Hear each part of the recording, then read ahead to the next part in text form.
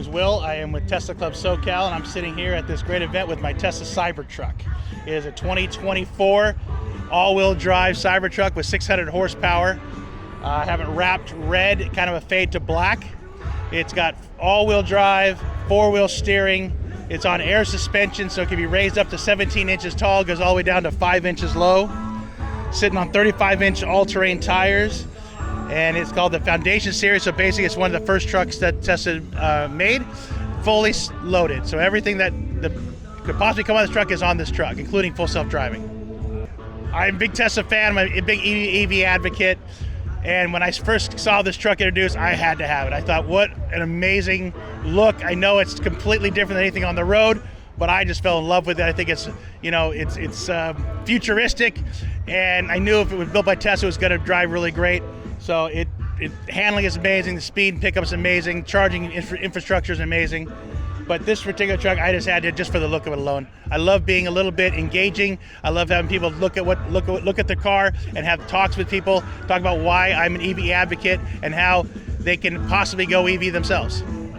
Back in 2015, I started looking at electric cars for two reasons. One, I want to go in the carpool lane, and two, I wanted to save gas because gas was about $5 a gallon when I was doing that first.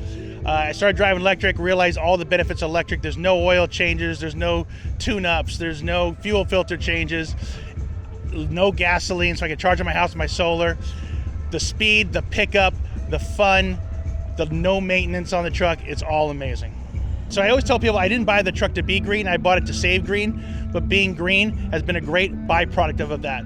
So I like the fact that, I'm not polluting when I'm driving the car. I like the fact that I'm not, foreign oil, not required foreign oil and all that kind of stuff. So just the fact it's all good, clean power. It doesn't even matter if it's built by coal or whatever, it's all American power. So I'm, in essence, being more American by doing this than having a gas car. My longest trip personally has been from here to the Grand Canyon. So it's a 1,000-mile round trip, but I've been all over the West Coast in this truck as well. But I have friends that have driven from California to Niagara Falls, through Canada and back in these cars too. The infrastructure is pretty robust these days. Back in 2015, when I first bought my first Tesla, it wasn't very robust. You had to really plan your trips out. Now, you can pretty much get anywhere in the United States with the electric car. It's not even with a lot of planning. The car itself will actually tell you where to stop and charge. So you put in destination, and it'll tell you where the charging stops are along the way. Charging is anywhere from 15 minutes to 45 minutes, depending on how much charge you actually need. And people, with your gas car, you take it to the gas station, you always fill up. Well, electric car, you don't actually have to fill up. You just need to get as far as you're going to go to the next stop. So if you're doing a long road trip, if it's 400 miles, let's say, and you're going to stop at the 200-mile mark, you just need enough charge to get to the next 200 miles. So you don't even have to sit there and charge all the way to the top. So if you actually learn what you're doing and kind of plan correctly, you can actually make these charging stops very, very quick.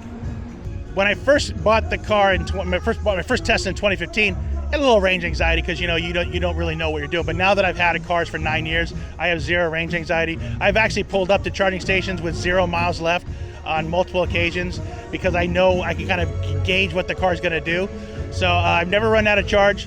I've driven over, in 9 years, I've gone over 200,000 miles in electric cars. Never once ran out of a charge. Yeah, so the computer in the car, again, when you do the navigation, it knows exactly where you're going. So it knows if there's an incline or a decline, and it takes all of that into effect. So again, when you're going up a hill, you're obviously pulling more power out of the battery. But then when you're going downhill, you're actually putting power back into the battery because it has a regenerative braking system.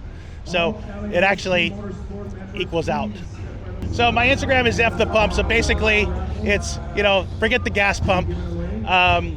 I try to make it so that it's kind of more in your face so that I can have these conversations because I want to start conversations around electric mobility. So we did something that was a little bit more, kind of disruptive and in your face to get people to actually have these conversations. And it works great. I love actually talking to people who do not like electric cars, kind of keying them into some of the actual facts versus some of the crazy information that is out there. The information like it goes 100 miles, you got to charge a car for 8 hours. That's actually not true. This car gets over 300 miles range, and when I plug it in at home, yeah, it takes 6 hours, but I'm at home. So I plug it in, I go to bed, I wake up next morning, I get full charge every single day. It's like waking up to a full gas tank every single morning. But when I go on the road again, I just plan out that I know I got to stop, so I'll have lunch during my charging stop. By the time I eat lunch, I get back to the car, I drive away. So really, there's no stopping at all for me. At my house, I have a 40 amp charger in my house. The solar panel, my solar panels in the house is 9.4 kilowatts. I do not have battery backup on the solar yet. It's all grid, powered from the grid. But I do put back to the grid, obviously, and the truck actually can power the grid as well. Yeah, just don't believe all the fake information out there. These cars actually, most electric cars these days get well over 300 miles range, and it works just like your gas car. The faster you go, the faster you drain the power. But in general, real world, you're getting anywhere from 250 to 300 miles range, which is really all anybody ever needs.